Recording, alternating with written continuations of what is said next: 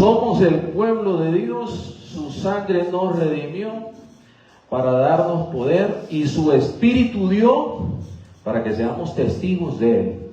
¿Usted es testigo de Cristo, hermano? Sí, ¿verdad? Uno pensaría que sí. Testificar de Jesús no debería de ser un problema para todos aquellos que de una u otra forma hemos conocido las buenas nuevas. La palabra de Dios sabe, hermanos, este año esta congregación está cumpliendo 50 años desde que se abrió hasta el día de hoy. Ya estamos en una cuenta regresiva, 50 años donde la palabra de Dios, con altos y bajos, con problemas y con buenas noticias, pues la obra sigue caminando, ¿no? De la mano del Salvador. 50 años. Se escucha fácil, yo tengo 48. Yo no sé cuánto tienen los demás aquí, pero es bastante tiempo. ¿Sabes? Si uno tratara de hacer una remembranza, hermanos, si yo platicara con los hermanos que tienen más tiempo de congregarse y les preguntaran si recuerdan predicaciones, si recuerdan estudios, probablemente todos aquí recordamos algo, ¿no? Algo debería de habernos marcado de alguna forma, no digamos los que han asistido fielmente durante este tiempo. Hemos escuchado, hemos visto estudios, hemos escuchado predicadores, unos están, otros ya no están, pero la palabra de Dios se ha pregonado aquí. Pero el punto más importante, después de los 50 años de todas las predicaciones que hemos escuchado, ¿cuántas de esas cosas estamos aplicando nosotros? ¿Cuántas de esas cosas estamos poniendo en práctica prácticamente de manera natural? ¿Cuántas cosas se reflejan en nuestra vida en el nombre de Jesús? Somos testigos de Él. Deberíamos de ser capaces de entender que cuando el Espíritu entra en nosotros, hermanos, después de bautizarnos y entregar nuestra vida a Cristo, deberíamos de ser testigos de Él, ¿o no? Pero testificar de Cristo, hermano, no solamente es hablar de Él. No solamente es decir, yo creo en Jesús. ¿Y tu vida cómo está? ¿Cómo se refleja la gloria de Dios en tu vida? A diario, no solo aquí los domingos, porque aquí es fácil. Pero cómo se refleja nuestra vida sometida a un rey que bajó del cielo despojándose de todo, hermanos, para morir por nosotros. ¿Cómo nosotros podemos manifestar que somos testigos de Cristo? ¿Verdad que es difícil? Cuando uno realmente, hermanos, trata de navegar en eso, se da cuenta que falta mucho todavía. ¿Se acuerda lo que decía Pablo? Yo mismo no pretendo haberlo alcanzado, pero me enfoco en el supremo llamamiento. A veces nosotros, hermanos, en nuestro caminar congregacional, todavía no hemos aprendido la gran responsabilidad que tenemos de ser llamados hijos de Dios. En Hechos capítulo 1, versículo 8, antes de que Jesús es alzado al cielo, hermano, eso que cantábamos está escrito en la palabra de Dios. Ustedes van a ser mis testigos. Ustedes van a ser las personas que van a hablar de todo lo que sucedió. Van a hablar de cómo hay perdón en mi sangre. Pero si nosotros hacemos una retrospectiva, hermanos, de hace un año, de hace un mes, de hace una semana, de ayer, ¿cuánto hemos hablado de Cristo? ¿Realmente estamos manifestando una vida comprometida a Cristo o solamente pensamos que estamos? ¿Sabes? Es un hecho muy interesante para todos aquellos hombres y mujeres que nos hemos rendido a Él. Cuando hemos entendido que su sacrificio vale más que cualquier otra cosa que suceda dentro de las congregaciones. ¿Sabe? Cuando Jesús, hermanos, se para en el sermón del monte en Mateo capítulo 5, en el versículo 14 dice, ustedes, después de decir todas las bienaventuranzas, hermanos, cómo nos vamos a ganar el reino de los cielos, Jesús se para en un monte y dice, ustedes van a ser la sal y van a ser la luz del mundo. Si nosotros decimos que somos testigos de Cristo, tenemos que ser sal y luz. Un desafío complicado, no ser luz en momentos de tinieblas. Vivimos en situaciones difíciles en el país. Vivimos en situaciones difíciles familiares. Pero nosotros deberíamos de ser luz en esos momentos de tinieblas. Cuando vemos que la cosa se pone cuesta arriba, ¿cómo actuamos los cristianos? Lo que hemos dicho que hemos creído en un Salvador. ¿Realmente somos luz? Usted ha sido luz esta semana en su comportamiento, en su forma de ser, en su forma de hablar. ¿Cómo ha sido usted esta semana? ¿Sabe? Cuando uno ve eso, realmente nos falta mucho para ser testigos de Jesús. Manifestar una fe en el Salvador, hermanos, es complicado. Jesús dejó lineamientos claros. Ustedes van a ser la luz. ¿Sabe? Cuando uno va a una carta escrita por el discípulo amado, una carta escrita por aquel que no solamente escribió Apocalipsis, ¿se acuerda? El discípulo amado, el apóstol Juan, escribe una carta dirigida a la iglesia y hoy la vamos a leer, fíjense. Vamos a tratar de hacer un estudio y vamos a empezar a relacionarnos el momento que nosotros vivimos, testificar de Cristo y cómo debe ser nuestro comportamiento. Dice la primera carta del apóstol San Juan en el capítulo 5. Este es el mensaje que hemos oído de él y os anunciamos. Dios es luz. Miren cómo arranca después de saludar Juan y decirle a los discípulos, a la iglesia: nosotros compartimos con un rey, compartimos con alguien que hizo milagros, compartimos con alguien que nos demostró que era puro y sin pecado, compartimos con alguien que murió en una cruz, compartimos con alguien que resucitó de los muertos, y hoy les podemos decir que Dios es luz. Poderoso, ¿no? Dios es luz. Los asuntos que tienen que ver con Dios deben de ser luz. Las pláticas que tenemos como cristianos hablando de Dios deben ser luz. No deberían de generarnos conflictos, ¿o sí? Si nosotros estamos hablando de los planes de Jesús en nuestras vidas, si estamos hablando de los planes de Dios Padre en nuestra vida y en nuestra familia, debería de haber luz. Deberíamos de reflejar una luz, hermanos, que sea contagiosa para que se empiece a repetir el efecto de ser testigos. Dios es luz. Donde Dios está, no puede haber tinieblas. Si nosotros decimos que adoramos a un Dios Padre, un Dios Hijo y un Espíritu Santo, no deberían de haber tinieblas. Debería de haber una luz contagiosa que sea capaz, hermano, de manifestar la gloria de Cristo en nuestras vidas. Pero nos cuesta. Nos cuesta, principalmente porque yo siento que se ha perdido en el verdadero enfoque que debemos de tener como cristianos. Puesto los ojos en Jesús, el autor y consumador de nuestra fe. Y el versículo continúa, dice: Dios es luz y no hay ningunas tinieblas en él. Si nosotros decimos que somos temerosos de Cristo, no hay tinieblas en nosotros. ¿Cómo definiría usted las tinieblas? ¿Sabe? Ayer buscaba muchas definiciones de las tinieblas y uno trata de asimilar el concepto con la oscuridad. Pero ¿sabe? Hay otras cosas que se reflejan también, son sinónimos, se parecen mucho a la palabra tinieblas. Y una que me llamó mucho la atención es la ignorancia. Cuando alguien esté en tinieblas, hermanos, hay ignorancia, fíjense. Nos hablan cosas que no están escritas en la palabra de Dios y la gente las cree. Está en tinieblas. Estamos dejando que nuestro propio discernimiento, hermanos, tome el control de las decisiones espirituales en la congregación. Estamos en tinieblas. ¿Sabe? Esta meditación, hermanos, es tan compleja porque es como el agua y el aceite. Eso no se puede mezclar. Si decimos que creemos en un Dios salvador, estamos siendo testigos de Él, no puede haber tinieblas en nuestra vida. Eso dice la carta que escribió. ¿Se imaginan cuando esos hermanos de esa congregación dicen: uy, y nosotros creíamos que realmente adorábamos a Dios, pero estamos haciendo lo contrario? Y miren lo que continúa el 6, capítulo 1, versículo 6. Si decimos que tenemos comunión con Dios y andamos en tinieblas, mentirosos.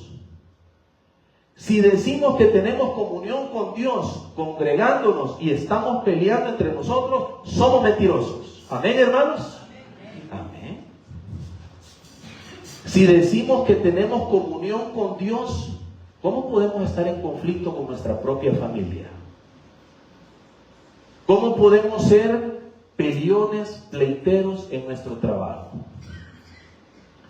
¿Cómo podemos orientar a la gente equivocadamente hacia discernimientos de hombres si decimos que estamos con Dios? Somos mentirosos. Por eso, hermano, es que los ojos de Dios están sobre todos aquellos que manifestaron una fe después del bautismo. Todos los que aquellos dijeron, sí, creo en un Salvador, le entrego mi vida a Él, lo sumergieron en las aguas, hermano, usted sellado por el Espíritu Santo, y comienza este largo camino hacia la gloria eterna de Dios. Si decimos que estamos con Dios y tenemos una doble vida, estamos en tinieblas. Estamos siendo mentirosos en nuestro actuar diario. El 7. Pero si andamos en luz como Él está en luz, tenemos comunión unos, ¿qué dice su Biblia ahí? Unos con otros. Si estamos con Dios, tenemos comunión unos con otros.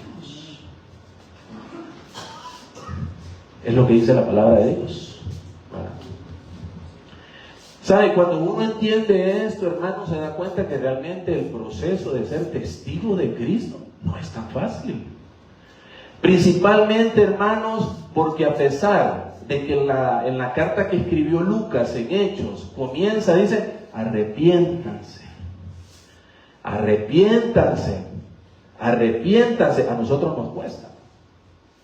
Nos cuesta muchísimo. ¿Se acuerda? Cuando Jesús se para en el Sermón del Monte, hermanos, y lee y dice, escribe y comenta y escribe, somos la luz. Y atrás uno ve todo lo que dice en las bienaventuranzas, hermanos. Uno realmente a veces se desconecta del verdadero propósito de Cristo en nuestras vidas. Bienaventurados cuando por causa de mi nombre pase esto, les hagan esto, digan esto, los ataquen, digan esto. Bienaventurados. Pero a veces nos hace falta. Y cuando nosotros no hemos entendido ese propósito, hermano, no existe comunión unos con otros. No existe. ¿Sabe? Por gracia somos salvos. Se escribió Pablo en Efesios capítulo 2, versículo 8. Por gracia somos salvos, por medio de la fe. Y este don no es de nosotros, es don de Dios. La gracia trajo perdón. ¿Existe perdón en las iglesias hoy, hermanos? Uy, qué gran silencio. ¿Realmente estamos perdonándonos como hermanos nosotros? Existe en nosotros, falta muchísimo todavía, mucho caminar. La comunión, hermanos, y estar en paz es un propósito establecido por Cristo para su iglesia de este tiempo. ¿Sabe? Ayer tuvimos una reunión muy interesante los caballeros acá. Y estábamos hablando que hay un sobrenombre que yo creo que usted lo ha escuchado mucho en las iglesias evangélicas. Se les autodenomina protestantes. ¿Ha escuchado usted ese término? Es muy repetitivo ese término. Palabras protestantes. Pero ¿saben por qué se refleja ese término? Cuando dos personas son incapaces de tener comunión unos con otros, un hermanito se va a su casa, se lleva a dos familias que le creen, abre la casa, le ponen un rótulo y hay una iglesia nueva. Dios aborrece, hermanos, al hombre divisor. Si estamos con Dios, pero si andamos en la luz como Él está en la luz, tenemos comunión unos con otros y la sangre de Jesucristo nos limpia de todo pecado. Por eso venimos hoy.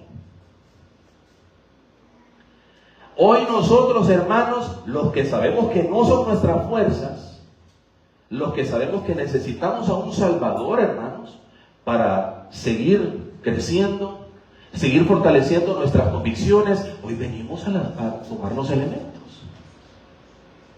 ¿Qué me puede dar perdón? Solo de Jesús la sangre, cantamos acá. Hemos entendido que no son nuestras fuerzas, no es nuestra inteligencia, hermano, finita.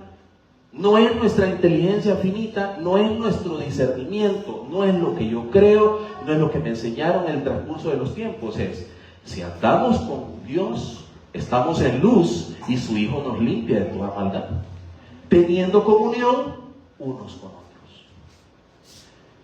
Mire, hermano, cuando uno medita realmente se da cuenta, hermano, que falta mucho camino todavía para poder decir que somos testigos de Cristo. Nos falta mucho, hermano, muchísimo todavía. Un caminar, hermanos, donde si no estudiamos la palabra de Dios, hermanos, nos vamos a tropezar. ¿Se acuerda lo que dice 2 de Timoteo 3:16? Toda la escritura es inspirada por Dios y es útil para enseñarnos, para redarguirnos, para instruirnos en justicia, a fin de que el hombre sea perfeccionado. ¿Para qué? Para toda buena obra. ¿Y qué pasa si no estudiamos la Biblia? ¿Qué pasa si el entretenimiento congregacional empieza a tomar más protagonismo? ¿Qué pasa que si los discernimientos de los humanos empiezan a tomar más protagonismo? Hagamos esto para que el hermano no se sienta mal. No le digamos esto al hermano porque si no se va de la congregación. ¿Dónde está la perfección de Dios en eso? ¿Existe luz en eso? ¿Sabe? Esos son términos, hermanos, que nosotros debemos de entender fácilmente. La Biblia se hizo para que todos seamos capaces de entenderla. Esto no está encriptado de una forma que necesitamos otro nivel de didáctica. Esto es fácil. Son versículos fáciles que deberían de ser entendibles para nosotros. Y mire lo que dice el 8, siempre en la primera carta. Si decimos que no tenemos pecado, ¿qué dice ahí? Nos engañamos a nosotros mismos y la verdad no está en nosotros. Romanos 3:23. Por cuanto todos pecaron, ¿estamos o estábamos? Estábamos. Si nos hemos entregado a Cristo Jesús. ¿Que es un proceso alcanzar la santidad? Sí, es un proceso. Pero todos hemos pecado. ¿O no? ¿O esta semana usted no hizo ningún pecado? ¿Cómo fue su comportamiento esta semana? Fuimos luz, tuvimos conversaciones que no debimos tener, hablamos de más, nos expresamos de forma que no debimos hacerlo. No hablamos de Jesús, no manifestamos lo que ha hecho por nosotros en estas vidas, porque saben, mucha gente, hermanos, nos está viendo. Mucha gente está viendo toda la membresía de la iglesia de Cristo, a ver qué hacen, ahí se están peleando. ¿Para qué voy ahí? Viera cómo hablan de uno ahí. La gente nos está viendo. Mire que se dice que asiste a la iglesia y viera en su familia cómo es. Ese dice que es cristiano y en la noche se emborracha. Ese dice que es cristiano, dice que es testigo de Cristo y golpea a su mujer. Ese dice que es testigo de Cristo y viera cuando ese hermano habla, cuando él se expresa grupalmente con los amigos. Y él dice que es testigo de Cristo. ¿Sabe? A todos, hermanos, los que de una u otra forma hemos establecido un pacto con Cristo, se nos van a pedir cuentas. Se nos van a pedir cuentas. Dios no puede ser burlado. Eso fue establecido desde hace muchísimos años, antes de que Cristo venga. Dios no puede ser burlado, pero la sangre de Cristo, hermanos, hay perdón. ¿O no? Amén. En la sangre de Cristo, hermanos, podemos encontrar perdón, pero inmediatamente le estamos echando combustible a nuestra luz diaria. O solo venimos, pedimos perdón y nuestro comportamiento sigue siendo igual. No vamos en un proceso evolutivo. No estamos cambiando, no estamos siendo mejores. ¿Se acuerda cuando Pablo le escribió a la iglesia en Galacia, a Gálatas, y les hizo una descripción clara cuáles eran los frutos de la carne y cuáles eran los frutos del Espíritu? En el capítulo 5. Frutos de la carne: celos, contiendas, iras, frutos de la carne. Cuando nosotros tenemos la oportunidad de leer eso, hermanos, es donde podemos ver si el Espíritu de Dios nos está guiando. Ojo, borracheras, hechicerías. Complicado. Cuando uno ve eso, hermano, realmente se da cuenta si vamos en la senda o no. Si estamos trabajando en fortalecer nuestra luz, porque si decimos que somos hijos de Dios, la luz de Dios y de Cristo debe de brillar en nosotros. Fácil. ¿O no? Fácil, entendible. La aplicabilidad, hermanos, es donde nosotros estamos en esta lucha. Y mire lo que dice el 9. Mire lo que dice el versículo 9 en la carta. Si confesamos, este es un versículo que debería usted aprendérselo de memoria. Primera de Juan, capítulo 1, versículo 9. Ese es un versículo fundamental para los que hemos entendido que nuestras imperfecciones, hermano, se van a manifestar a diario. Mire lo que dice el 9. Si confesamos nuestros pecados, Él es fiel y justo. ¿Para qué dice ahí? Perdón. Entonces, si Cristo me perdona, hermanos, ¿por qué yo no puedo perdonar? Si Cristo murió en una cruz, ¿por qué yo no puedo perdonar? ¿Por qué no puedo establecer un sistema de comunión con mis hermanos en la fe? Si Cristo ya murió en una cruz y me perdona, Él es fiel, Él no varía como nosotros, es justo, nos perdona, ¿por qué yo no puedo perdonar? Si yo soy testigo, yo digo, yo soy testigo de Cristo. Yo soy testigo de Él. Yo creo en Jesús. Creo que vino, que bajó, que murió, que resucitó. Y está con los brazos abiertos esperándome, perdonándome. Perdona. Pero ¿por qué yo no puedo perdonar entonces?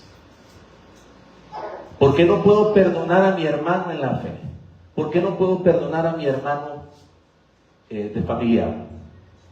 Porque hay conflictos, hermanos, entre padres y hijos que asisten a las iglesias, se congregan a las iglesias, meditan en la palabra de Dios. ¿Por qué no hay perdón?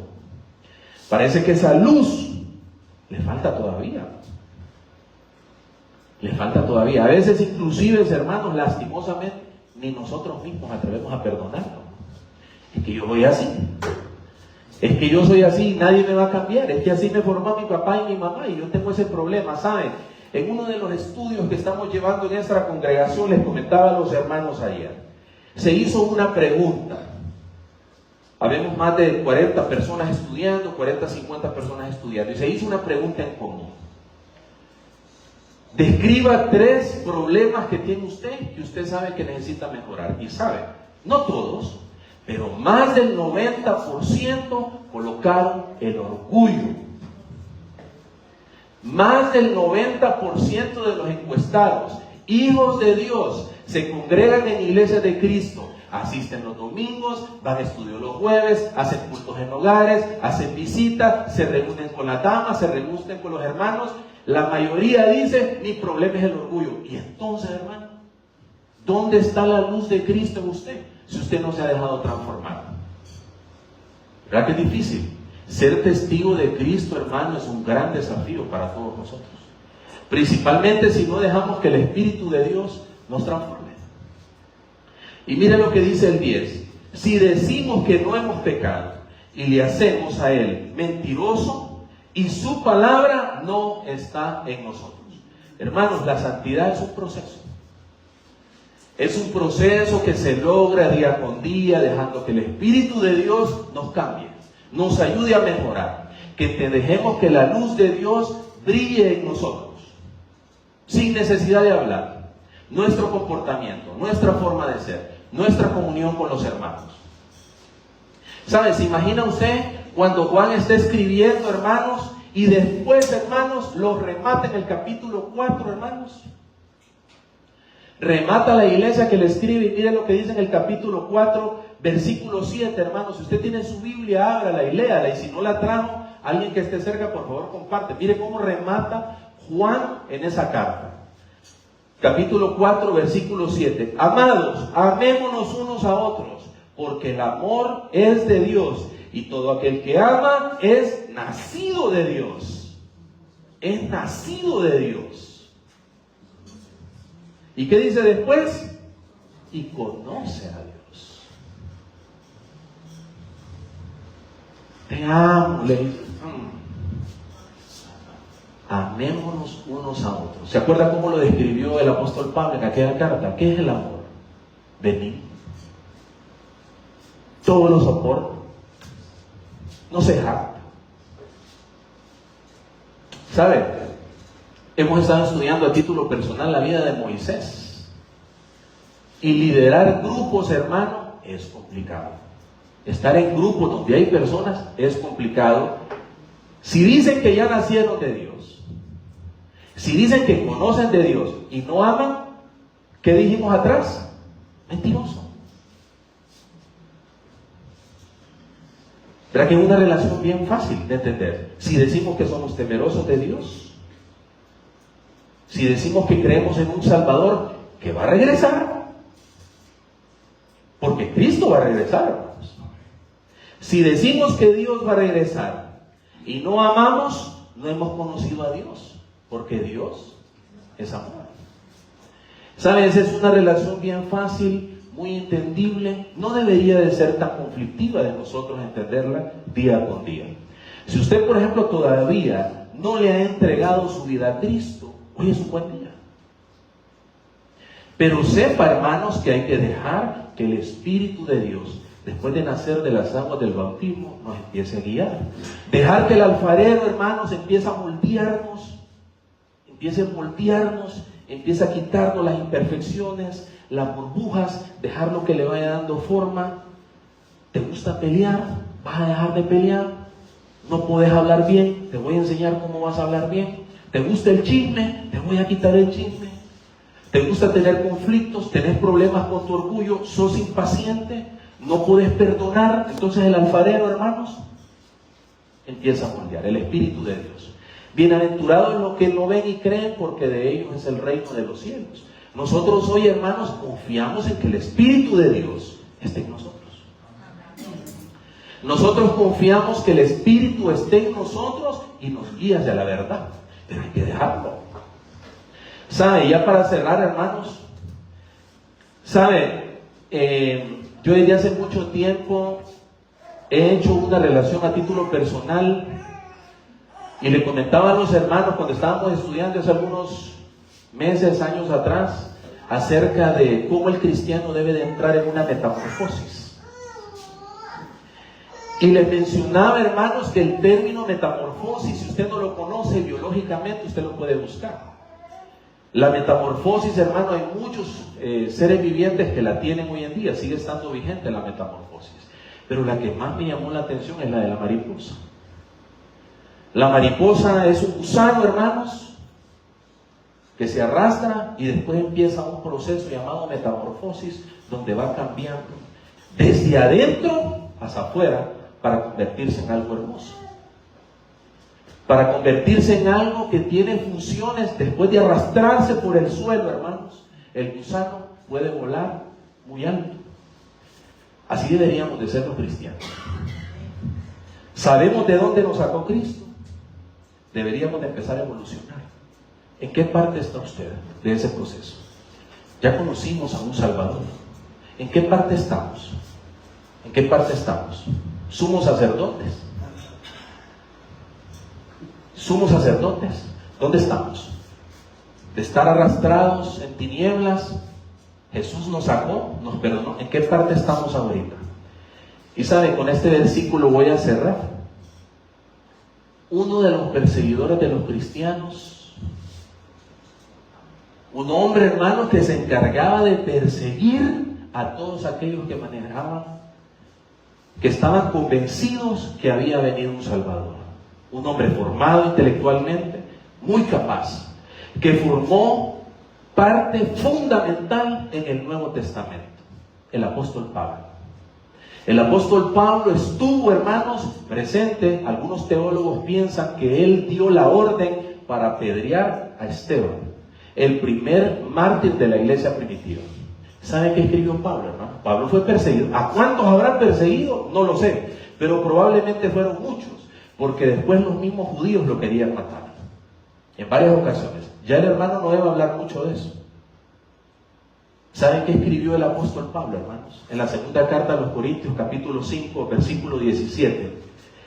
De modo que si alguno está en Cristo, nueva criatura es. Las cosas viejas pasaron y he aquí, todas son hechas nuevas. Alabado sea el nombre de Jesús. Bendiciones, hermanos.